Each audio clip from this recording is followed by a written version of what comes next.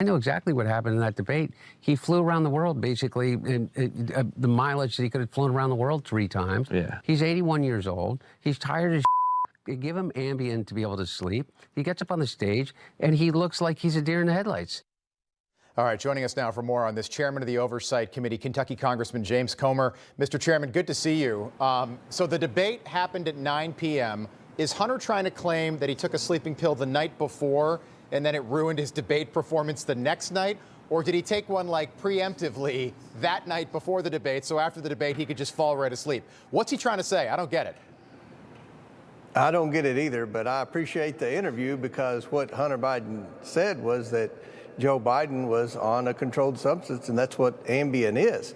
This has never been made public before, and this is an issue. Was this a one-time instant where he took an Ambien, or was he a regular user of Ambien? This could affect his decision making.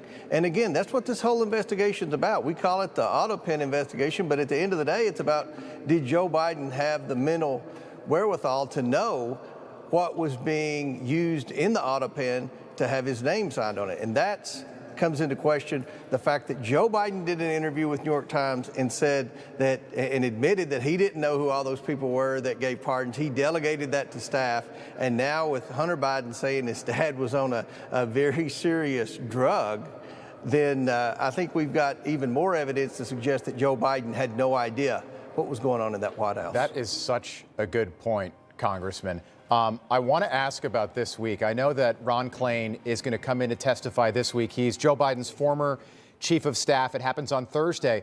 So it's my understanding that he is coming in voluntarily, meaning he will not be able to plead the fifth, meaning he could actually answer questions. That is correct.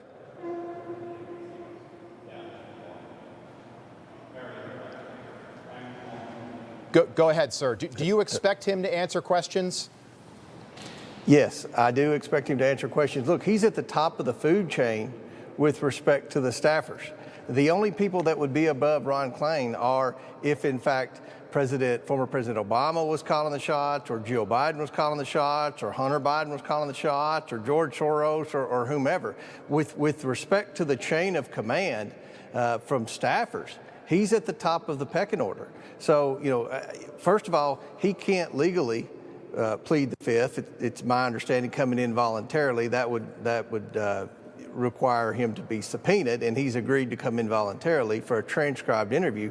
Secondly, if he can't answer a question, did anyone ever ask you to lie about Joe Biden's health, or were you ever involved in lying about Joe Biden's health? And he pleads the fifth on that question, then I think it's pretty clear there was a cover-up in the White House. I think the evidence is overwhelming now to suggest that, but this is Ron Klain. This is the top guy, and so many of the former cabinet secretaries and so many of the former staffers are trying to say that, well, they weren't around Joe Biden. They weren't allowed to go around Joe Biden. Yeah. If they weren't allowed to have access to the President of the United States, that's because the chief of staff was shielding the President of the United States. So this is going to be an opportunity for the chief of staff to come in and answer some questions that every American has.